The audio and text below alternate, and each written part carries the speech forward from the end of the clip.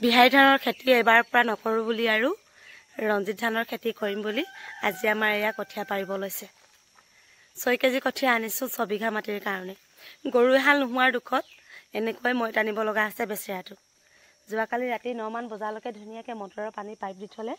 আৰু 3 বজাৰ পৰা এতিয়া 6 বজালৈকে আকৌ পানী দি থোৱাৰ কাৰণে চাওক ইমান ধুনীয়াকৈ বোকা হৈ গল খেতি বুলি কোৱাৰ লগে লগে কিবা এটা মনটোৱে ভাল লাগি যায়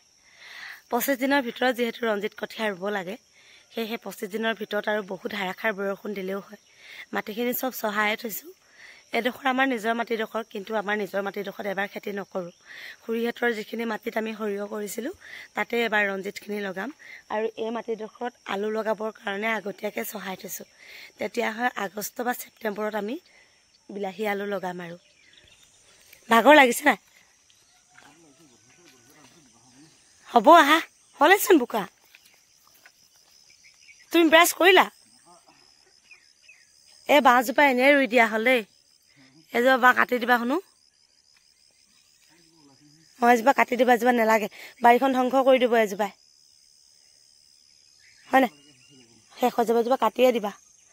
দুজোপা বাঁহ ৰুই দিছিলো দুটা চুকত এজোপা আকৌ ইমান যে নিমিষতে ডাঙৰ হ'ল সদায় জানিবা কাটিব লগা বস্তু সদায় সোনকালে ডাঙৰ হয় তামোলখিনি দেখিছা নহয় কাটিব লাগে কাৰণে সোনকালে ডাঙৰ হৈ গল জীৱন যুদ্ধত হাৰ নমনা মানুহজনে 3 বজাতে শুই উঠি কিমানখিনি কষ্ট কৰিছে চাওকচোন দুবেলা দুমুঠি খাব লাগে বুলি জীৱনৰ সকলোবোৰ কষ্ট কৰিব পাৰে মানুহজনে এবাৰ যদি মোক অকণমান চিঞৰি দিয়া হয় হয়তো ময়ো বহু সময় কাম কৰি দিব পাৰিলো হয় কিন্তু 3 বজাত মই খাৰ পুৱাই দিলো উঠি আহিবহে নোৱাৰিলো গৰু হাল থকা হলে ইমানখিনি কষ্ট নহয় আৰু এদিন বা দুদিন কষ্ট কৰিলো বুলি ক'লে নতুবা 10 দিন কষ্ট কৰিলো বুলি ক'লে বছৰৰ ভাত পেট ভৰি খাবলৈ পাৰি ঘৰত যদি ধান চাউল কেটা থাকে আলহী অতিথি তথা যিমান যোন মানুহ আহিলেও আমাৰ চিন্তা এটা নোহোৱা হৈ যায় যিহেতু নিমখ বা ঢেকীয়া এডাল বইল কৰি হলো ভাত কেটা খাব পাৰো 1 কেজি চাউলৰ দাম 35 টকা 40 টকা 40 টকা 50 টকা কৰি 1 কেজি হলে 3 কেজি চাউল লাগে 3 কেজি চাউলচোন কিমান টকা গুচি যায় মানুহজনে সেফালে মই মাৰি সমান কৰো মানে লৰা যেহেতু স্কুললৈ যাব সেই ভাবিছে চোতাল পদূলিখিনি খাউত কৰি খাই দিলো মা ঘৰত থাকোতে লাহে লাহে চোতাল খাই থকা ছোৱালীজনী এতিয়া যে জীৱনবোৰত চাওকচোন কেনেকুৱা দিনবোৰ আহি পালে অকণমান সময় ৰৈ থাকিবৰ কাৰণে সময় নোহোৱা হৈ যায়